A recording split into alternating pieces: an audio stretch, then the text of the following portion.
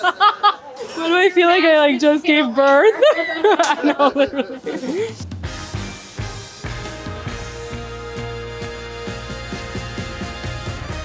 Today we're in the test kitchen making my creamy mashed potatoes with crispy potato skin. So this recipe uses the entire potato, the skins included, and we fry them in some olive oil and butter so you get really nice crispy potato skins on top of a creamy mash. We're gonna start by prepping the potatoes. This recipe is designed for Thanksgiving, so it feeds 8 to 10. So we have 5 pounds of potatoes here.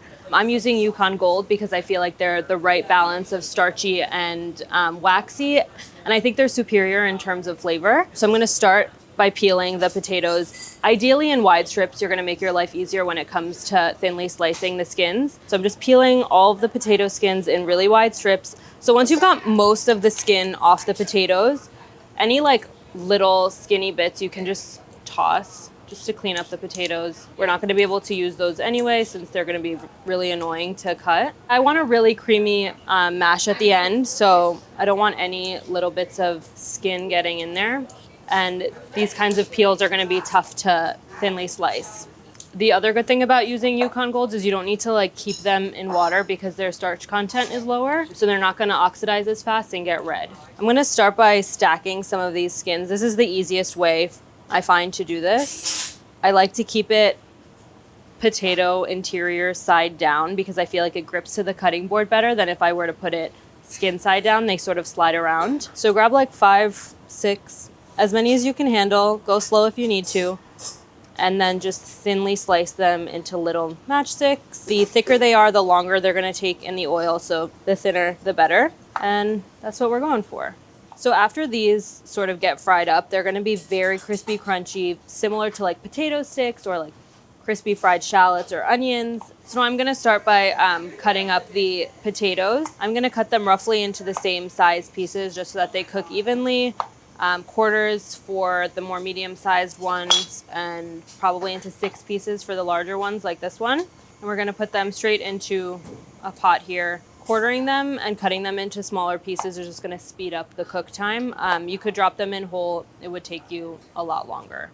You don't wanna cut them into pieces that are too small though, because they'll get waterlogged and you really mess with the texture of the potato. Okay, potatoes are all chopped up, and then I'm gonna move on to garlic.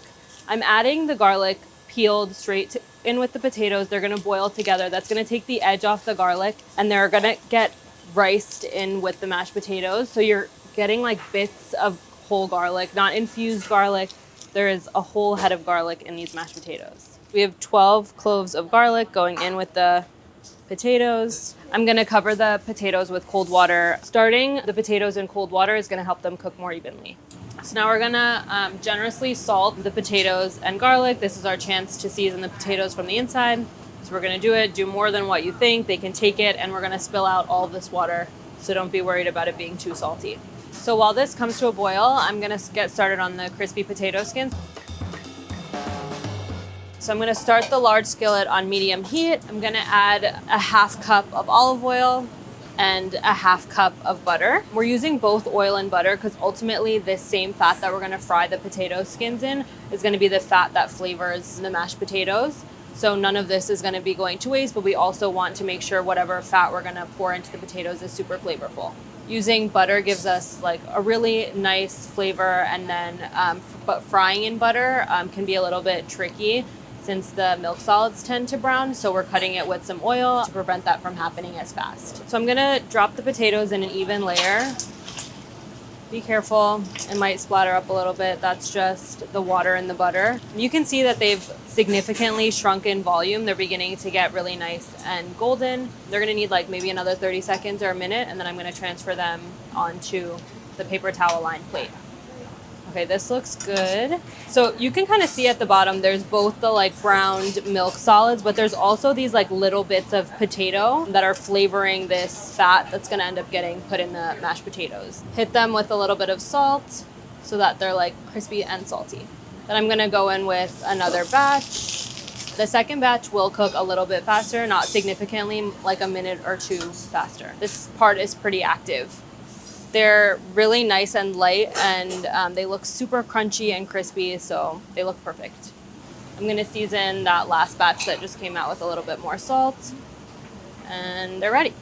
You can just let these hang out while you make your mashed potatoes.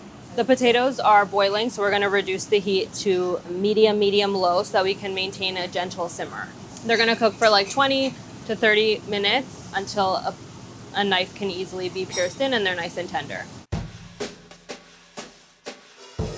It's been like 20 minutes, and so I'm gonna check on the potatoes. You just want the paring knife to go in really easily, and then when you twist it, it should easily crack open, and that'll mean that the potatoes are ready to go. I'm gonna drain the potatoes in the sink and then return them to the pot. So I'm gonna let the potatoes cool off directly in the pot. The residual heat is gonna allow the excess moisture to sort of steam off, and this way we're working with really nice and dry potatoes when we add the fat. So this is another stick of butter that's gonna go into this reserved fat from the potato skins, and we're just gonna melt it so that we can add it to our rice potatoes after. I'm doing this on low heat because I don't really wanna cook the butter at this stage. I just want it to melt into the rest of the fats. Okay, so this is almost melted in. Don't worry about any of these little bits of potato. They're totally fine. They're not gonna affect anything too much. It's all melted, we're good. I'm gonna kill the heat and we can take it over to the island. So you can see the potatoes are really nice and dry. There isn't any like water or any like moisture sort of remaining on the surface. And that means that we're ready to rice them. You wanna do this while the potatoes are warm and kind of pretty close to serving time. Cold potatoes do not absorb the fats and the moisture that well, so you end up with something that's kind of like gooey and lumpy. The fact that this is like objectively a very easy task, but it's like very difficult for me is a problem. I need to go to the gym. The like whole garlic cloves are also getting passed through this. So they're like in there and you won't even be able to see them, but they're gonna add a ton of flavor.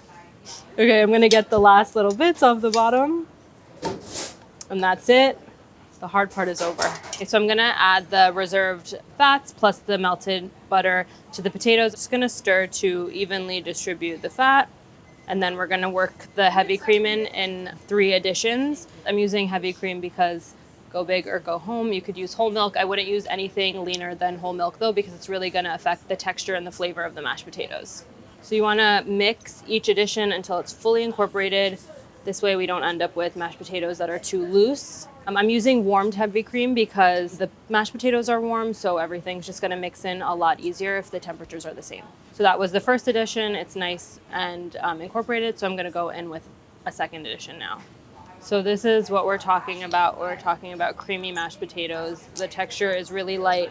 It's not too loose or too stiff. This is perfect for me. If you liked it a little bit looser, you could add more heavy cream. And if you liked it a little bit more stiff, you could hold back a little bit as well. I'm gonna taste it for salt and then adjust. A good rule of thumb is like a teaspoon of salt per pound of potatoes. So this was 5 pounds. I'm probably at the end of this going to have used like 4 teaspoons, but I'm gonna keep tasting and adjusting as I go. It's perfect, so I'm ready to plate.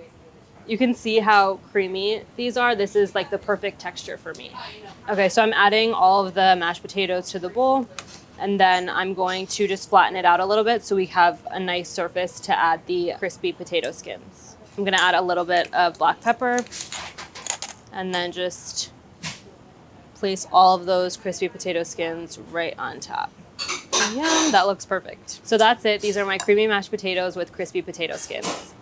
Rachel, you wanna try mashed potatoes? This looks so cute. Thanks. It's creamy mashed potatoes with crispy potato skins. That's so smart. Right? Using the skins is so smart. They always get thrown out and it just makes the potato flavor More potatoey, Yeah. but in the best way possible because it's adding so much crunch and saltiness. They are giving potato chips in the best way. Look, I would snack on these. Yeah, I was literally eating them earlier. Thank you. Of course. I think this is one of those rare occasions where people who like both like textured, quote unquote, lumpier mashed potatoes would be really happy with this, and people who really like creamy mashed potatoes would be happy with this too. On any other day, I don't want anybody in the kitchen, but on Thanksgiving, Like, it's got to be a family affair. That way, if anything turns out bad, it's not my fault.